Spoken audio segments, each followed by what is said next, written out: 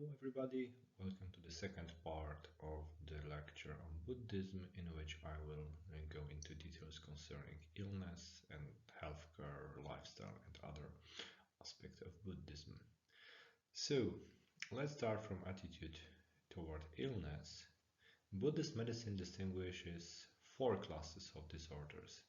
Diseases resulting from karma, accumulated in previous incarnations, diseases originating early in life, illnesses caused by spirits called invisible forces, and superficial disorders resulting from negative actions committed in previous incarnations. These diseases are considered incurable. The only way to overcome them is to devote oneself completely to spiritual practice. For a person professing Buddhism in all situations associated with suffering and threat to their own or their loved one's life, the most important thing is to refer to the spiritual aspect.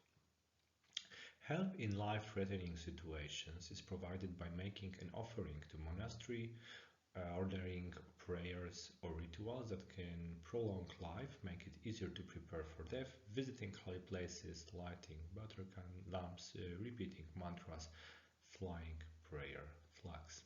Illness, in the Buddhist view, is seen as a consequence of past actions and thoughts, so it is fundamental to accept it, consisting to the absence of negative thoughts, the inner disciplines of letting go the fear and sadness, and not losing control of oneself. It is important to concentrate one's energy on thinking about the solution to the problem and not about the essence of the illness itself. For Buddhists, life is the greatest value. Therefore, donating part of one's body is considered an opportunity to accumulate great merit, contributing to building positive potential in the mind, developing compassion, kindness, giving up one's own pleasure, benefits, comfort, which will bear fruit in future incarnations. Buddhism strongly opposes euthanasia, considering that it leads to the accumulation of negative karma. Regards cremation of corpse as an important teaching to show the importance and transcendence of human life. Buddhism is not opposed to autopsy since it is not the human body that is of interest, but consciousness. Hence, attitude to transplants is positive. The same is with blood fluid transfusion.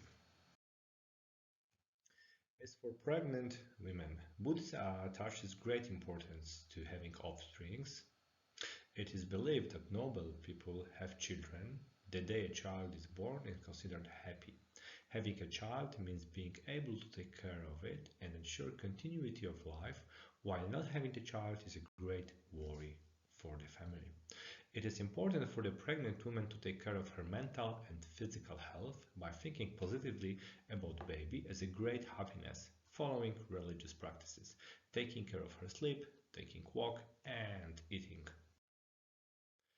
Buddhists believe that calmness and the presence of righteous people by the side of the midwife facilitates childbirth and reduces negative emotions associated with pain. During the period of increasing labor pains and an hour after the birth, the woman is given a special, very nutritious soup to replenish her energy.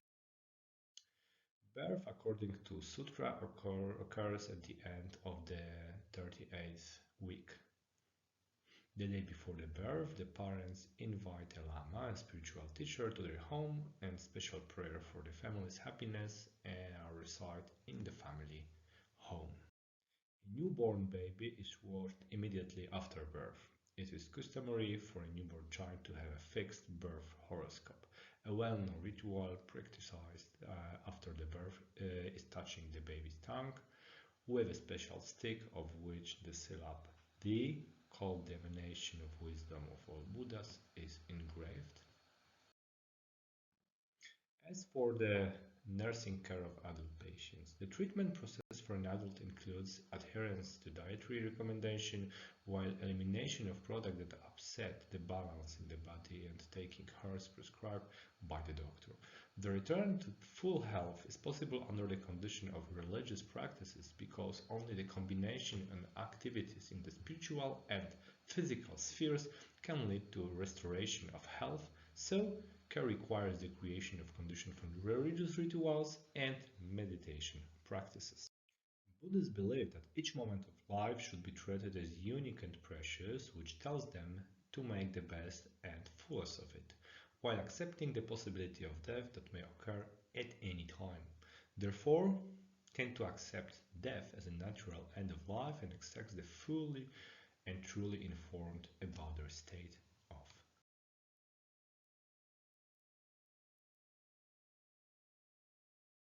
At the moment of death, two things count: what a person has done in life and the state of his her mind, because its distraction and imbalance can lead to negative consequences, even if a person has led a righteous life. Therefore, the atmosphere around the dying person is very important. Family and friends are obliged to do everything to inspire the departed person with feeling of love, compassion, and devotion. The direct presence of loved ones is not advisable, as their despair may disturb the dying person. The stage of despair and saying goodbye to loved ones should be completed before the dying process begins. The greatest support for the dying person is the presence of a master. Spiritual friends may be also helpful. A great help for the dying person is the practice of Hola, which involves visualizing rays of light flowing to the dying person and purifying